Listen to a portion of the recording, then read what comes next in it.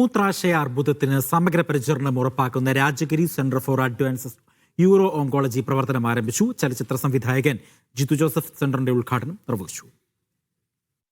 മൂത്രാശയ സംബന്ധമായ ക്യാൻസറുകൾ പ്രാരംഭഘട്ടത്തിൽ തന്നെ തിരിച്ചറിഞ്ഞ് ചികിത്സ ഉറപ്പാക്കുകയാണ് യൂറോ ഓങ്കോളജി സെന്ററിന്റെ ലക്ഷ്യം.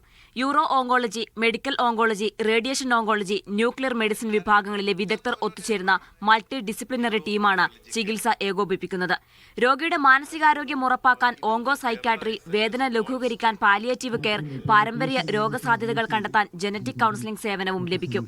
ചലച്ചിത്ര സംവിധായകൻ ജിത്തു ജോസഫ് സെന്ററിന്റെ ഉദ്ഘാടനം നിർവഹിച്ചു. സിനിമയിലെ അപ്രതീക്ഷിത ട്വിസ്റ്റുകൾ പോലെയാണ് ജീവിതത്തിൽ രോഗങ്ങൾ കടന്നു വരുന്നതെന്നും എന്നാൽ ആത്മവിശ്വാസത്തോടെ പോരാടുക എന്നതാണ് പ്രധാനമെന്നും ജിത്തു ജോസഫ് പറഞ്ഞു. ഭയങ്കരമായിട്ട് എവിടെ നോക്കിയാലും ക്യാൻസറിനെ കുറിച്ച് കേൾക്കാനുള്ളൂ. അപ്പോൾ ഇത് ഏർലി ഡയഗ്നോസിക് ആണ് ആക്ച്വലി ഏറ്റവും ഇമ്പോർട്ടൻ്റ് ആയിട്ടുള്ളൊരു കാര്യം എന്ന് ഞാൻ വിശ്വസിക്കുന്നു. അത് നമ്മുടെ ഫ്രീക്വൻ്റ് ആയിട്ടുള്ള ഒരു പ്രായം കഴിഞ്ഞ് കഴിയുമ്പോൾ നമ്മളെടുക്കുന്ന ടെസ്റ്റുകളും ചെക്കപ്സും വളരെ ഇമ്പോർട്ടൻ്റ് ആണ്.